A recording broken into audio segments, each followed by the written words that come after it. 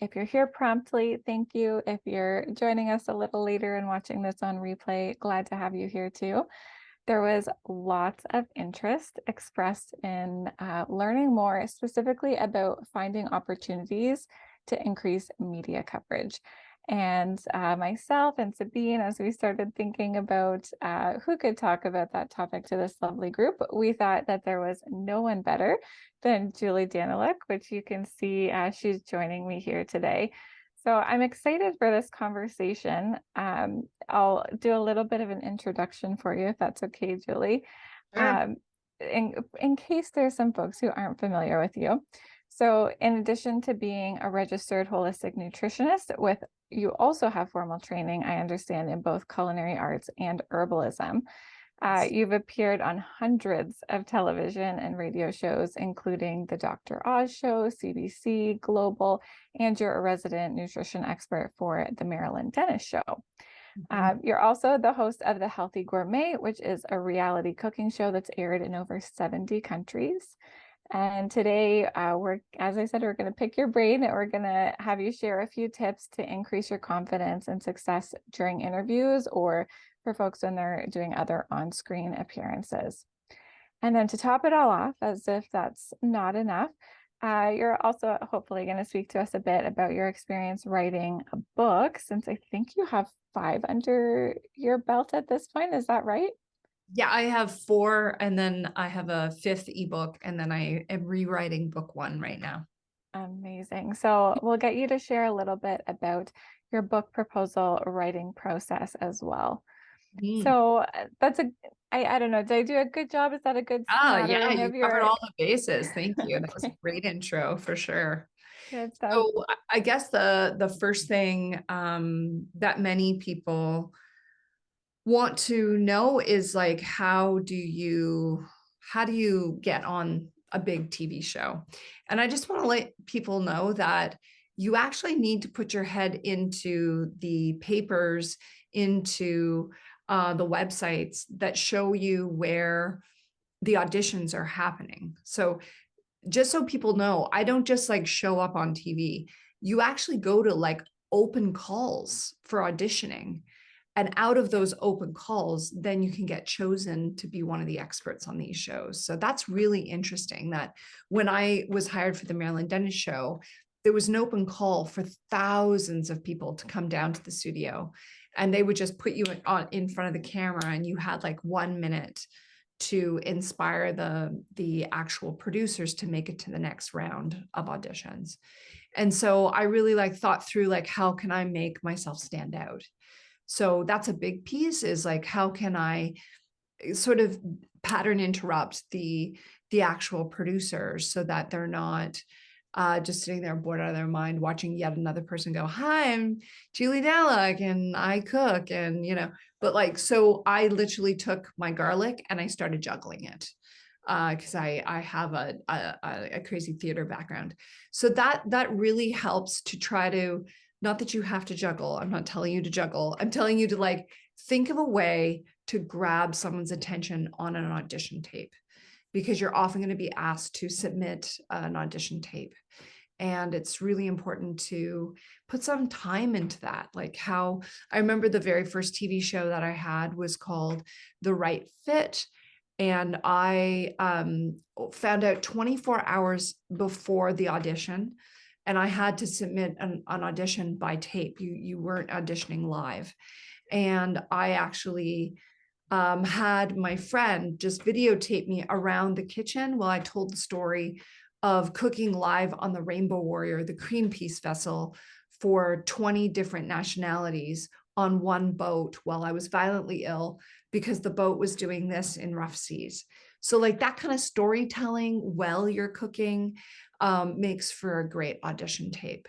But anything that will set you apart, and anything that's something that's unique and interesting, like you got like 7 seconds to make an impression. So make it So worth it.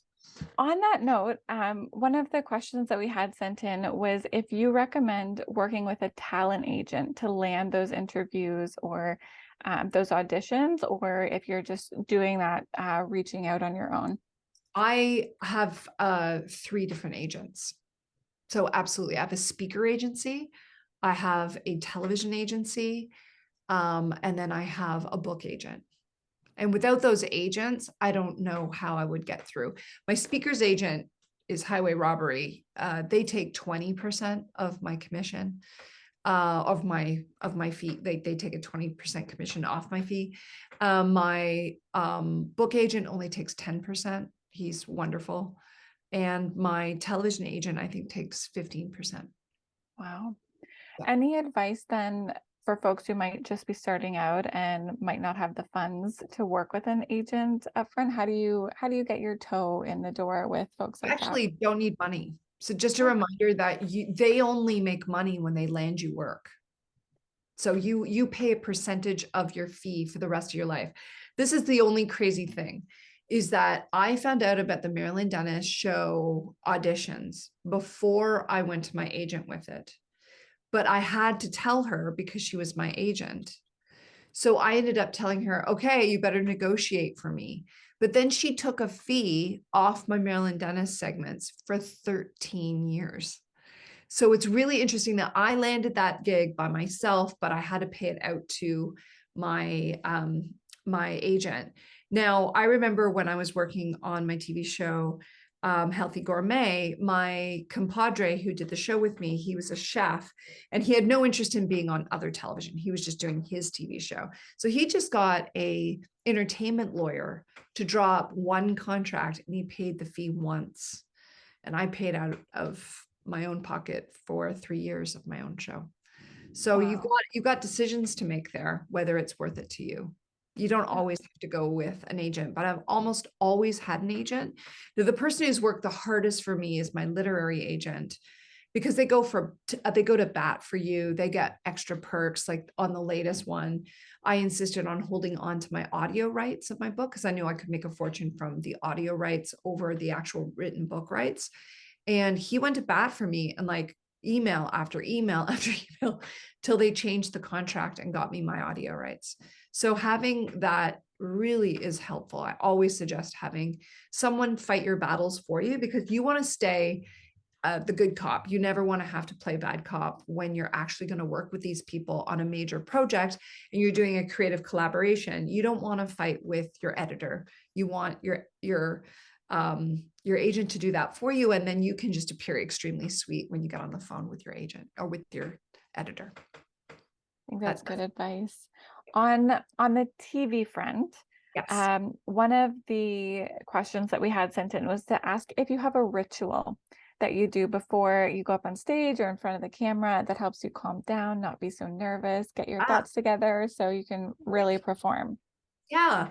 My biggest things is I do a breathing practice for sure. I do a lot of bee humming because it calms my vagus nerve. So you've probably heard of the importance of actually tickling your vagus nerve, which turns you from fight or flight into rest and digest mode, our parasympathetic. So to get into a relaxed state, I will literally hum like a bee and kind of do the old like, and that does calm me down. And that's what helped me cope when I was on the Dr. Oz show, because I was scared shitless. When you're talking to 10 million people and you're in New York City in the Rockefeller Center, like your stress is just out It's of a level different I've ball never game. experienced, right? So I just needed something. I called my brother. I'm like, what do I do? And he's like, do bee humming. And ever since then, it's been my foolproof sort of ritual to stay calm before I go on. It makes me curious, how did you decide that going on Dr. Oz was something that you wanted to do in the first place? Well, at the time, like I know Dr. Oz has gotten into hot water as of late, but at the time, it was sort of the pinnacle of a health expert is if you could get on the Dr. Oz show. So it was sort of at the top of my vision board. Excellent. Yeah, you just pray that you can. In my case, I got a call because I had a show on the Oprah Winfrey Network, and of course, Oprah Winfrey gave Dr. Oz his start. So Dr. Oz's production team had a tendency to go back through the roster of experts who had shows with the Oprah Winfrey Network. And that's how they got my name, which was super fortunate. With all the different TV appearances that you've done, do any stand out in your mind as a favorite? One of my favorite shows might have been the Christmas episode of the Marilyn Denis Show, right as the pandemic was starting. And this is why, because I finally got to do a big gift reveal where I got to give away $1,000 of gifts to every single person in the audience. It was a $65,000 give. And I put together the gift package completely myself. So I had like all my favorite things. I had Chaws, and I had, what else was in there? Because it was so like my favorite skincare, which was the Skin Essence line, and like all these incredible gifts in one. And we went live, and I got to pretend that I was doing a segment on energy. And on the fifth point of the energy segment, the dancers came out of the audience and started dancing with me on stage. And then they announced that every single person in the audience was going to win this $1,000. So it was just hilarious. And the funny thing is that the person who played I don't know if anyone's watched the Marilyn Denis Show, but they would do the Christmas reveal would always happen with a woman dressed up as a Christmas tree. So the Christmas tree would give it away. So when she came out as the Christmas tree, she was actually running 105-degree fever because she was one of the OG people coming back from Wuhan. She had just flown back from Wuhan and was one of the original carriers of the COVID, and gave it to the entire cast of the Marilyn Denis Show. Oh my goodness. And those people got COVID so bad Yeah. that some of them had long haul COVID for 5 months and were off work. Like, it was terrible. That is I will never forget that intense. segment. That was the best segment ever. And I gave up a Tony Robbins coaching seminar. I was supposed to go do Date with Destiny, a 6-day live workshop, and I actually gave it up to do the live giveaway because it was such an honor, because so few people get chosen to do that live giveaway that I'm like, I got to do that. I can always do Tony later. Well, then that event shut down, and I've never been able to get back to it live. So I really hold it up as like the sacrifice that was sort of worth it, because it was life before everything changed. That was November 2019. Remember, it's called COVID-19 because it actually started October 2019, and we were in the original throes of it. So did you manage to dodge it at that point, or did you get sick? Even though I was face to face with her, I am proud to say all the garlic, all the propolis, all the stuff we do, I didn't get COVID till 3.5 years later. I didn't get it till the mildest strain, like last year. It was fantastic. I was so happy because the first strains were terrible, but the latest strains were like, it's a flu, it's nothing. It goes to show the power of what we do, though, right? My family as well, we had contact in January, so a little bit later, January 2020, with someone coming back from those affected areas in China. Our whole network was getting sick. My husband got very ill. I had like a scratchy throat for a couple of days, and it was nothing. But yeah, everyone was getting garlic. Everyone was getting very sick back then. I'm not too far from you in Toronto. I'm just in the Kitchener-Waterloo area. And our doctors here were calling it the 100-day cough because they still weren't sure what was going on with people. So good for you to dodge that bullet. Yeah, it makes for a great story now. Yeah, and it is interesting how some of those moments just mark life as like before and after. Yes, because I used to make like 80% of my income doing live speaking.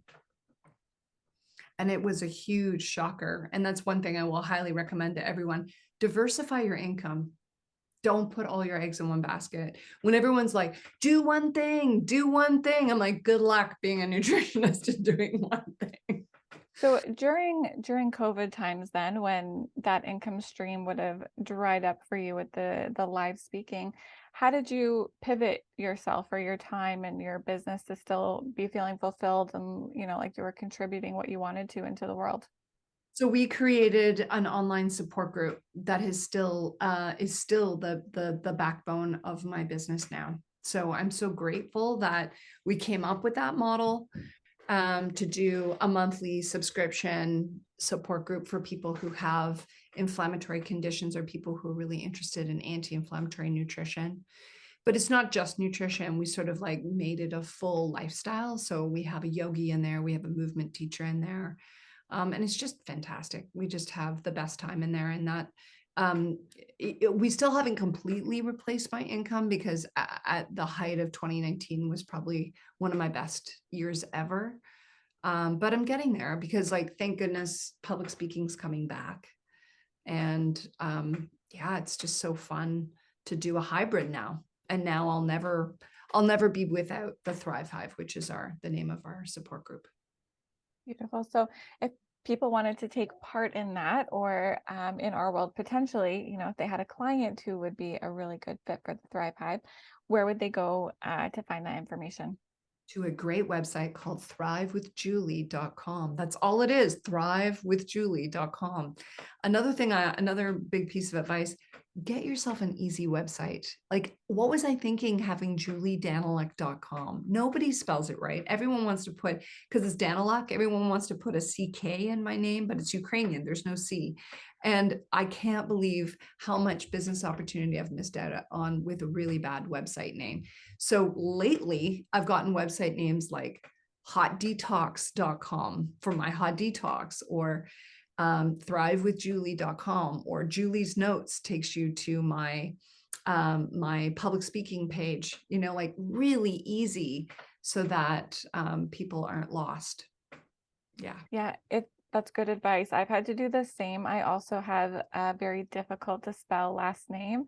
And so now publicly I go by my middle name. So Jean is a lot easier than my my last name is.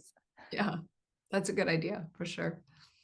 All right. So on the book side of things, let's talk a little bit about books. We've talked a little bit about TV here, but you are also a prolific author. So I want to ask you some questions about that.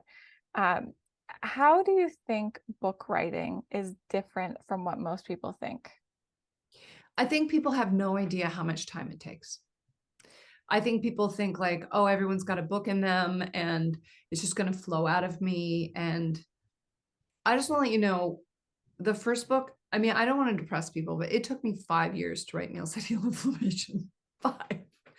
Because if you have a Joe job, which I did at the time, I worked at a health food store, where are you going to carve out time to write a book? It's a full-time job. So I literally sipped at it an hour a night, 3 or 4 nights a week, just putting my hours in until I had that rough draft. And then I went to Random House. I didn't pitch a book, by the way. So unlike a lot of people who write like a first chapter and a summary and an outline, I didn't know to do that. So I just wrote the whole damn book and then went. So I think people need to know that writing a book is really just a calling card for whatever else you want to do. And it legitimizes you in the profession and it gets you into media. But I think people would be shocked to know that you only really make like between $25,000 and $50,000 on the entire lifespan of your book. So it's not a moneymaker. We have a mutual colleague in Megan Telpner, and I've heard her refer to her books as expensive business cards. Do you know, Megan was so pissed off at the book writing process that she tried to say, let's start our own publishing house. Because when we were writing our books, we only make 8% of the book. So if your book sells for $20, you're going to make about $1.80 per book. It's ridiculous. Like, that's why you don't make money on your books, because you have to sell hundreds of thousands of copies of your book in order for that book to make a lot of money. And that's the thing is when I was coming on tonight, my husband's like, how are you going to inspire people to write books? Because it's not a financial decision. It's completely a creative decision. It's the fact that basically I wasn't able to have kids, and these are my literary children. Like, this is how I choose to pass my time, is to research nutrition I just geek out on the science part and love making recipes and love fooling around in the kitchen. So if that is your skill set, or if you already have a good blog of recipes, or you already have a great social media of recipes, but if you don't love to cook and love recipe creation, you can't do a recipe book. And if you don't love science and love digging into the geekiness, then just a pure nutrition book is not possible. So I kind of regret not writing autobiographical novels because they were so much easier. So that kind of ties into the next thing I was going to ask you. Given everything you've just said about book writing, and you mentioned off the top that you're rewriting your first book right now, is there anything in particular that you would do differently now when it comes to writing a book than you might have done in your early days as an author? I would like to divide my book into nutrition info and then bring the cookbook out, because I started this crazy hybrid of Meals to Heal Inflammation, which is half nutritional info and half food. And I kind of got ripped off because when you think of like Will Davis wrote The Wheat Belly. There's the Wheat Belly, which is just written information. And then there's the Wheat Belly cookbook that comes out afterwards. So I really suggest to people that you do it in two parts, that you don't create a hybrid, because really you just make half the money. It's important to have like nutrition info and then follow it up with a immediate cookbook. That makes really good sense. So, what would the top tips be that you have for someone who wants to write a book, but maybe isn't sure where to get started in that industry? I really think you have to start with blog writing. You have to start with really killer articles in social media. Like, can you captivate the reader? Can you work on that time frame of a tight, healthy piece? Because remember that a book is going to just be a series of those. So you're going to have a through line, and you're going to have, teases in the last paragraph that link you into the next chapter, of course. But initially, what people don't know is that I actually was the health editor of Viva magazine. So I had that ability to write and to condense and to be clear and to have great referencing. And all those skill building allowed me to write Meals That Heal Inflammation. So just put your hours in there. And, what scares the shit out of me is AI. Like, where the hell are we going? If you can write a book by telling a robot to write the book, oh my God. I mean, this is something that I slaved over for years. And now you just tell a robot to say, okay, can you pump out the top 5 tips on, this topic? Well, in my experience, when I read someone who says, someone says, oh, I'm using GPT to create my blogs now. And I read them and I'm like, oh my God, they're dry as wallpaper paste. Where is you in there? So yeah, I'm really nervous about where the publishing industry is going, because there's already 1 million books published per year now. And I just don't know about the quality. I don't know about the validity of the book and how long we'll actually have physical books. Or will we soon go to the audiobook and the actual Kindle version of the book? Is that the future of books? Yeah, I think that's a good question on the AI front as well. There's so many creators of all different types, whether that's authors or artists or whatever it is, who have this question right now of where are we going? So that's interesting to think about it for us, even in this little nutrition niche, what that would mean. Yeah, totally. Do you so still on the book front, do you have a specific book proposal writing process that you use now that you would be able to share and give some tips to those who are wanting to break into that industry? I think a big piece is you have to differentiate your book. So not only do you need to write the chapter summaries, not only do you like the actual like outline, just a quick summary of what you would cover in the book. And most books are in 3 stages, right? So you've got like 3 acts, almost like a play. So you have to draft all that. You also need to submit often a sample of a chapter because they need to know your writing style. And then the last piece is you need to differentiate your book from other books. Like the only way to get published in this extremely noisy space is to say why your book is so different and to pull out the 3 or 4 versions of books that could be confused with your book. Like, for example, when it was becoming sugar-free, I needed to pull out all the big, like, I Quit Sugar, the Sugar Revolution or Sugar-Free Revolution, like all the books that were made on quitting sugar. And how was I going to be different than those books? So I said, okay, when I write my book, I'm going to create the most extensive list of all of the sweeteners available on the planet and rank them from the best sweetener to the worst sweetener and all the science that backs that up. Like any nutritionist would totally geek out on that. And I loved doing it. And I really think that differentiated it from another cookbook that says like, go sugar-free, So that's, I think how you get published is, well, one thing that I haven't shared is you actually need to have a social media following now. You're not allowed to publish a book without a platform because they can't take a risk on you. They can't cut down the trees and print the book without knowing that you will sell those books. Where in the past, I had no social media audience when I published Meals That Heal Inflammation. I had a small following on Facebook. That was it. But now, like the minimum, I think is like you have to have 5,000 people on a platform. So you have to just start building that now. Like if you're somebody who's shy or somebody who doesn't like it, well, you're just going to have to find a way in, because without a platform, I'm sorry, they just expect you to sell your own book. You don't get the big glitzy book tours anymore or the big media splash out tours anymore without really doing the legwork yourself, unfortunately. I'm sorry, I feel like I'm giving a lot of bad news about books, but let's face it, books have been transitioning out for a while.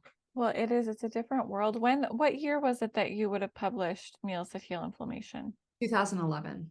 2011. Yeah. So things have changed a lot in the last 12 years, right? Yes. Yeah. Facebook was still like the new guy on the block back then. Yes. It was only started in 2007. Mm-hmm. Yeah. Yeah. So Or I totally. joined in 2007. I think it was 2005 or something. Let's look that up. I don't know. I feel like 2007 was when they went public, and it was only Oh, yeah. was it only available to Harvard students or something before that? Yeah, yeah. I can't remember.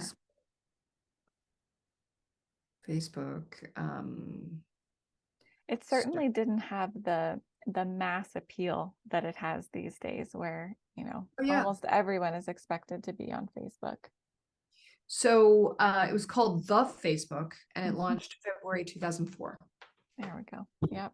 Just there, but I think it did go public in 2004. Was it 2007? Anyway, it wasn't a long time ago in my mind. It was like a hot minute ago that we were just creating social media. Now it's one of the most important things you'll do as a nutritionist. So of the books that you have written, do you have Mhm. a favorite one? Is one of them like your I think, extra special book, baby? yeah, it's funny. I kind of have flavors. Like, I think this is one of my best books, but unfortunately, it was launched during the pandemic. Like, I couldn't even visit the Chapters store or the Indigo store because the bookstore was literally closed.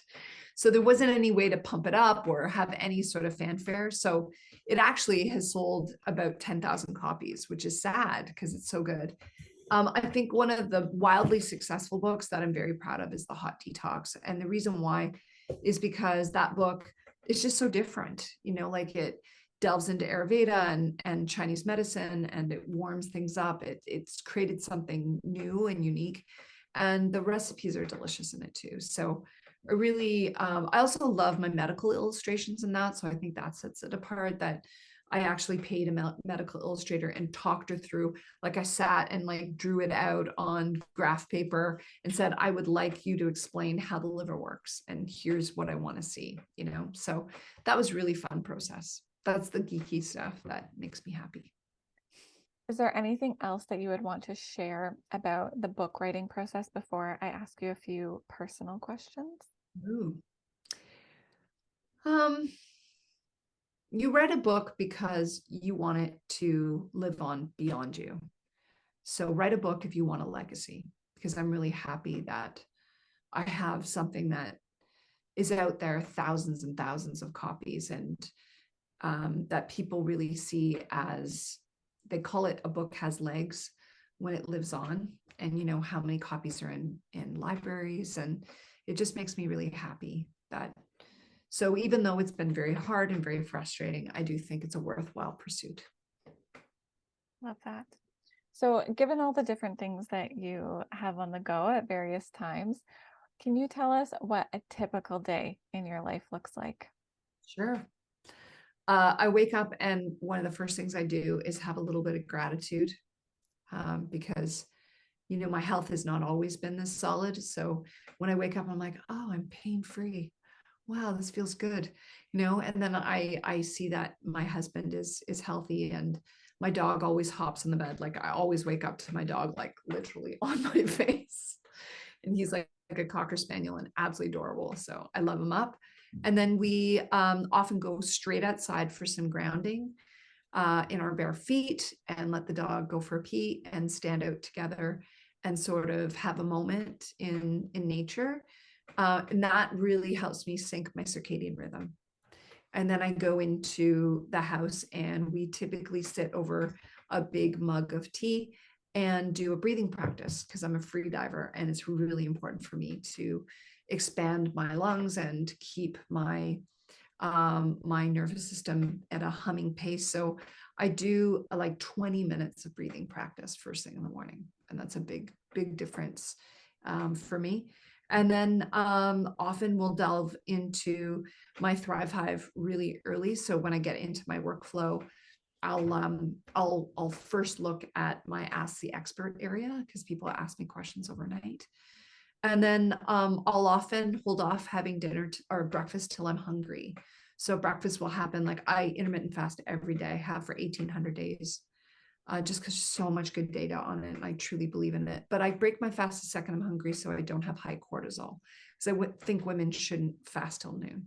So I typically eat between 9 and 10. And then we'll have a lot of protein in my meals. And I have to watch my blood sugar. So my early years of abusing carbohydrates has left me needing to have intense focus on fat, fiber, and protein, leaving the insulin spiking carbohydrates to the younger generation. And then we'll often have a break throughout the day where I will take Tuka for a really great walk, or my husband will take him for a run and I'll bike beside them. That's really a fun thing we do. And then on my lunch break, I'll often do a sauna. Love heating myself up, and then go have a shower and get back to work. And then after work, another walk with the dog, or go play golf, or go for a swim. Avid free diver. So trying to get my face in the water, try to hold my breath, try to get some strength training in. Do love weight training. So at least a couple times a week, I'm in the gym lifting heavy shit. There you So go. you mentioned the free diving. I didn't know this about you. I've never come across this in all the things that I've seen about you. How would you get into a thing like that? I know. Well, my dad was a scuba diver. So I Okay. started scuba diving when I was 23. I got my license to scuba dive. And then hanging out on the boats, you realize that the best divers become free divers, because you actually have a lot of freedom without all that equipment. It's expensive, it's heavy, it's dangerous. Where free diving is much more exciting and much more free. It's a little dangerous, but it's really freeing. So I took a free diving course, got certified as a free diver, and now just really enjoy learning to hold my breath, expand my lung capacity, and go see some really cool stuff. Yeah. So at this point, given that you've been practicing, how long would you be able to stay under the water for? I'm very curious about this. Yeah, my longest breath hold is 3 minutes and like 31 seconds, I think, is the timer I've had. Yeah. That is just amazing to me. Wow. It's fun. It's really, and it's so good to have a challenge, something that really, some people it's rock climbing, other people it's mountain biking. But you should always have something that physically challenges you. Mhm. Yeah. So I understand as well, you mentioned your husband a lot throughout your day. Yeah. I understand you work with your sister and your husband. Is that right? I'm so How, lucky. how do you make that work to separate your work and your home life, especially these days when so many of us are working virtually or working in the same environment as our family? I don't. How do you have those boundaries? How does it work? I don't. You don't. Okay. Yeah. So I'm not going to lie. Work bleeds into virtually every hour of our day. But the good news is we love what we do. And, our job is to be healthy and our job is to teach health. So therefore, it's a real pleasure. It's a real honor. It's not like everything is fun. My God, webinars is hard. And, cranking out as much social media as I do is hard. But I just am so lucky that I get to do it with my best friend. So Love that. there's not as much need for like, okay, we're going to stop talking about this at 7. Like, no, I'm not going to lie. We talk about it. He set me up for this tonight. He's like, don't go too long, don't go overboard. I'm like, I know. Okay. Yeah. Yeah, that's awesome. I love that. I also work with my husband, and Oh, it's the nice. best. It The is the best. best, like keep the money in the family. It's Yeah. awesome. So another question we had sent in, I just have a couple more questions for you, so I won't keep you too long. Is there someone in the industry that you look up to and learn from? Chris Carr. So the Mhm. cancer thriver, Chris Carr, she's had active cancer for 14 years. She's incredible. I love her. I truly think she's an angel on the planet. And I think my favorite podcaster at this time, it's sort of a flip between Andrew Huberman and Peter Attia are amongst the smartest people I've ever seen in the media. They're incredible. I highly recommend just live on their podcasts. Just Yeah, drink them like a fine wine. I love both of them so much. My mom especially is just an Andrew Huberman total fangirl. Yes. I think she's probably watched every single one of his episodes. And just this morning, she was telling me, oh, you had Mark Zuckerberg on. So tying back to our conversation about Facebook, I'm like, what could they possibly have to talk about? Now I'll have to go and look. Yes. Yeah, but When I they're saw both that, so I'm like, brilliant. what are you doing, Andrew? Yeah. You're doing like crazy. Yeah, I'm curious. So the last question I want to ask you, you mentioned about your Thrive Hive. Mm. What is the part of that support group, that community that you love the most? I love the fact that all the teachers inside Thrive Hive are actually my family members. So know that my nephew is our movement teacher, my brother is the yoga instructor, my sister is the plant medicine expert, and my husband is the life coach. And they all are incredibly talented at what they've done, and they've all had like between us we have over 100 years of experience. So it's so special to create something like that, because any Wednesday night when I tune into the calls, I'm just like so honored that we have a family that has chosen to heal, because we actually come from addiction and we actually come from profound overeating and a terrible, crazy past. And like, how there's often like one black sheep in every family that ends up an addict. Like, none of my siblings became addicts. We all ended up walking an extraordinary path and chose to heal instead of following a dark path. And I'm so lucky to be surrounded by that. So yeah, I guess just everything about sharing it is so exciting. I'm so honored to have that chance. Thank you for sharing that. Yeah. Before I let you go for the evening, is there any last bits that you would like to share about anything you're working on or Thrive Hive or anything else? Yeah, I guess I just want people to know that this profession is just about allowing yourself to evolve. Like, one thing that recently has shook me to my core is that I've really delved into the literature around anti-nutrients, and I've started understanding like, holy shit, so much of what I've written 10 years ago doesn't hold up. And that's why you have to eat humble pie as a nutritionist and just not hold on to any dogma, because I used to be a vegetarian and now I'm animal based. Like, You just have to keep your mind wide open to the fact that there's really, at the end of the day, everything has to be individualized for that person. And there is no one path. And once you get used to that, and once you've had a number of falls from grace where you're like, okay, that theory didn't hold up, then you can just relax and really enjoy the process of helping the person find what works for them and just be of service. That's why I came on tonight. Like, my sister's like, what are you doing, giving away all our trade secrets? I'm like, yeah, just pay it forward. Oh, Well, thank you for doing that. my pleasure. I appreciate you being here. Those were amazing tidbits of information about live TV and working with agents and writing books and how to be a nutritionist with longevity and keep that good mindset. So thank you for sharing all of that with us. Yeah, well, my pleasure. And thank you for being a great interviewer. You really pull the best out. So thank you. It's going to be fun to have this recording for longevity's sake. Thank you. Yeah, we'll make that available. Thank you Okay. again, and have a great night. Okay. Thank you. You Okay, too. take Bye. care. Bye-bye.